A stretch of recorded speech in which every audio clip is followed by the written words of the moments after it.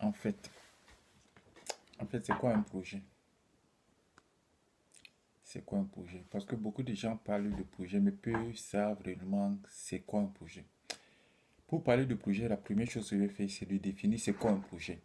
Bon, donc un projet, en fait, c'est un effort. C'est un effort temporaire, exercé. Cet effort temporaire est exercé dans quel but? Cet effort temporaire est exercé dans le but de créer soit un produit unique, soit un service unique, soit un résultat unique. Donc, si ton projet, je peux te donner un exemple de projet. Construire une maison, c'est un projet. Acheter une voiture, c'est un projet. Se marier, c'est un projet. Faire des enfants, c'est un projet. Aller à l'école, c'est un projet. Définir une stratégie de conquête de marché, c'est un projet. Par exemple, si je veux commencer un projet aujourd'hui, le projet ne va pas rester toute la vie. Donc, un projet commence, dans tout projet, il y a un début et une fin. Si je commence mon projet, par exemple, je commence mon projet le 1er janvier et je veux l'arrêter le 31 janvier, c'est une date limitée. C'est seulement dans les pays un peu développés, bien dans les pays du tiers-monde, bien dans certains pays d'Afrique où il y a des projets qui durent toute la vie. Un projet qui dure toute la vie, là, il doit y avoir un problème. Si vous avez des projets qui ne se terminent jamais, là, il y a un problème. Ton projet, c'est de faire des études. Oui, mais si ton projet, c'est de faire des études, à un moment, tu dois faire des études et après, il faut commencer à travailler.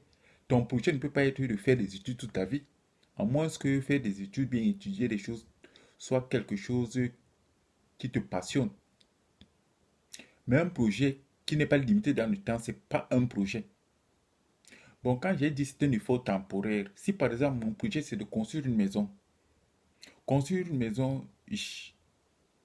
dès que la maison est terminée, c'est la fin du projet. Mais la maison en soi-même ne va pas, la maison c'est quelque chose de palpable. La maison va continuer à exister malgré la fin du projet.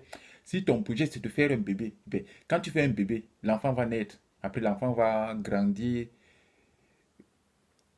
Donc le projet n'est bien que le projet soit temporaire, mais le projet n'est pas limité dans les effets du projet. C'est ce que je veux dire. Les effets du projet, si par exemple le projet c'est de construire par exemple une bibliothèque. Dès que tu construis la bibliothèque, alors la bibliothèque va continuer à exister. Et les gens vont continuer à entrer dans la bibliothèque pour apprendre des choses et puis continuer à se développer. C'est ça. Donc, beaucoup de gens parlent du projet, mais ne savent pas, dans un premier temps, la définition du projet. Parce qu'à partir du moment où le projet est déjà défini, le projet, tu connais déjà où tu vas, c'est déjà très important. Et qui est à l'initiative du projet? Le projet, il y a deux manières d'être à l'initiative du projet. Soit le projet est lancé par les parties prenantes. Les parties prenantes, ce sont tous ceux qui sont. Les parties prenantes, c'est tout ce qui permettent, qui donnent naissance au projet. Il y a les parties prenantes internes, les parties prenantes externes. Il y a les parties prenantes externes qui peuvent faire en sorte que ton projet n'aboutit jamais. Par exemple, pour lancer un projet, parfois tu as besoin des parties prenantes externes comme les pouvoirs publics, les bailleurs de fonds ou bien des banques, tout ça, ce sont des parties prenantes externes. Et à l'intérieur, tu as des personnes, des porteurs de projets. Dans une entreprise, tu as la stratégie à l'intérieur d'une entreprise qui fera en sorte que le projet va être, va aller jusqu'au bout. Le troisième élément que je voulais soulever, c'est à quel moment le projet n'est, à quel moment le projet s'arrête. Parce qu'il y a des projets qu'on commence, après on se rend compte que c'est plus possible, on arrête.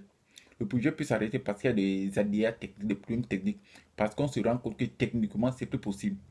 Le projet peut s'arrêter parce qu'on se rend compte qu'il y a il y a un changement sur le plan juridique, ou bien un changement législatif, ou bien environnemental.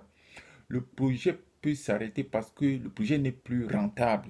Parce que, faut se l'avouer, lorsqu'on lance un projet, c'est parce qu'on veut à la fin générer des bénéfices. Parce qu'on ne lance pas de projet à... Sauf certains projets à but lucratif, non lucratif, où la finalité n'est pas l'aspect financier. Mais parce que, après avoir fait une étude, ou bien parce que le marché a changé, ou bien parce qu'il y a eu des crises économiques, ou bien parce qu'il y a eu une mutation économique, on peut à un moment il peut s'avérer que le projet n'est plus rentable, donc on décide de l'arrêter. Bon, le projet peut ne pas arriver au bout parce qu'on se rend peut-être compte que, peut-être parce qu'on se rend compte que le projet n'est plus d'actualité. Parce qu'un projet, par exemple, parce qu'après avoir fait une étude de marché, après avoir investigué, on se rend compte que le projet n'est plus d'actualité et qu'il faut peut-être diriger les ressources vers un autre secteur d'activité.